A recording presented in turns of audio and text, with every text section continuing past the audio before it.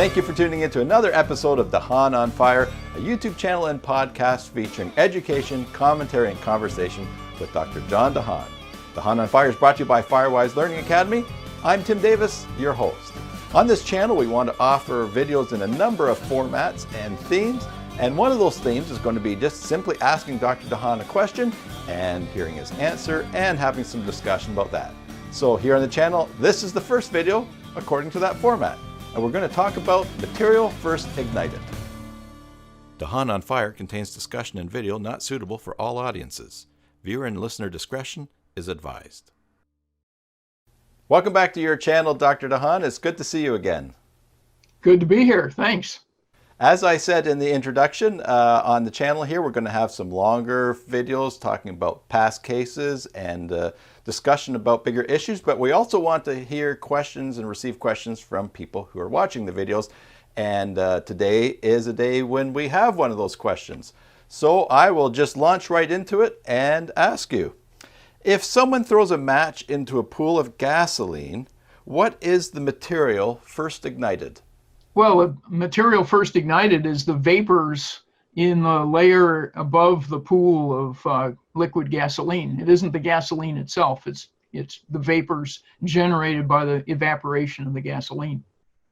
And why is it that the match is not the first material ignited? Well, the match is just an ignition source. I mean, it's a critical part of the recreation, identification of that, that mechanism. But I don't think I've ever encountered a fire scene in which the match was the entire fire. The match was always there to light a much larger, more significant fuel load, and that's what carried the damage and made the fire worth investigating. Now, something that I wonder as a layman, why is it important to identify the first material ignited?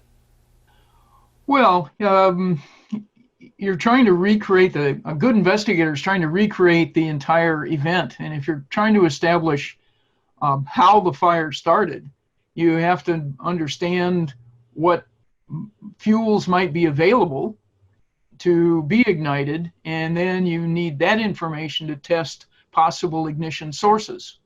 And for instance, a glowing cigarette, despite all of the dramatic scenes in movies and television, a smoldering cigarette will not ignite gasoline vapors or natural gas or much of anything else in a gaseous phase. In fact, there's only 4 or 5 gases that a smoldering cigarette will ignite. You almost never encounter those in non-industrial settings. It's things like hydrogen and acetylene and things like that that are capable of being ignited by a smoldering cigarette. Okay. So I think a lot of people will find that interesting to learn that. Why is it that the cigarette will not ignite gasoline? Well, there's a number of reasons. One is it's a very low energy ignition source, so you have to have contact between the burning tobacco inside the cigarette, and theoretically that's hot enough, but the problem is getting that heat transferred to the fuel while the fuel is in an appropriate state to be ignited.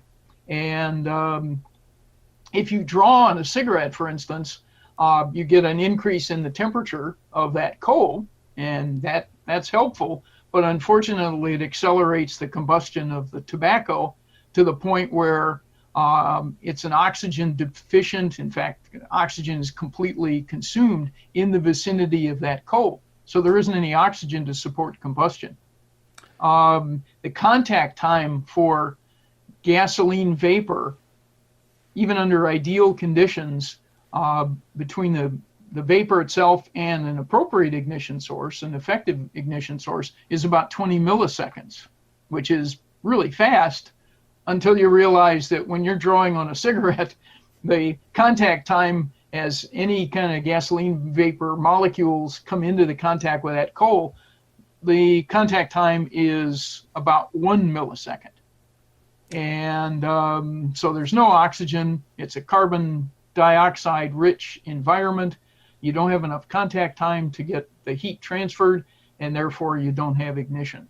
And that's drawing on the cigarette. So you can't really just take a cigarette and flick it and get vengeance on your enemies. No. If you're really lucky, or your target is really unlucky, if you throw it, in very rare instances, you can get enough ventilation to actually ignite very momentarily a fragment of paper on the outside of the cigarette. And you'll see that, once in a while, if you throw a cigarette, you can get that little brief flicker. But even that's, in most cases, too short a duration to actually ignite the gasoline. So we've had, we used to do this as part of the training classes, that we'd pour out a pool of gasoline, and when I could afford it, back in the days when a pack of cigarettes was $2 instead of $7, I would challenge the class to anybody that can ignite the gasoline with a smoldering cigarette. I'd buy them a case of beer. Well, did that a lot of times. I never had to buy anybody any beer, because they would go through the whole pack of cigarettes and throwing it and placing it and all kinds of stuff, and it just doesn't work. Well, on behalf of everyone watching, thank you for wrecking some of our favorite movie scenes in our memories. Well, if you look real closely, in some of those scenes, the ignition point is, of course, the igniter, the pyrotechnic igniter that the special effects guy has put in the scene, hidden in the scenery somewhere. And in some cases, they see the cigarette go one way, and the ignition occurs from the other side of the car or whatever, and you go, oops. All right, well, thank you for that answer. Thanks for tuning in to DeHaan on Fire, brought to you by FireWise Learning Academy. If you haven't subscribed to the channel yet, please do so.